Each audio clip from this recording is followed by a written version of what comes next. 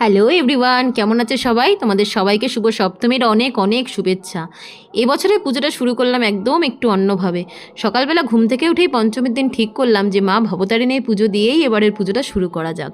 তাই সকাল সকাল ঘুম থেকে উঠেই রেডি হয়ে ঝটপট চলে গেলাম মা ভবতারিণীর উদ্দেশ্যে দক্ষিণেশ্বরে গেলাম। বেশ ওয়েদারটা ভালোই ছিল, রোদ ঝলমলে একদম ওয়েদার। বৃষ্টির ওয়েদার মন্দিরে গেলে ভালো লাগে না, তাই বেশ ভালো লাগলো ওয়েদারটার জন্য আরও বেশি।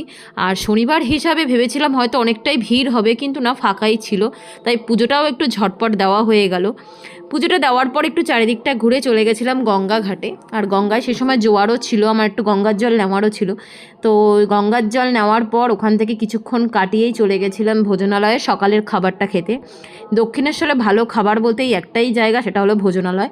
তো ভীষণ মজা করে কাটলো দিনটা। তোমাদের কেমন কাটলো দিনটা অবশ্যই জানিও। সবাই পুজোটা খুব সুন্দর করে কাটিও। Thank you for watching.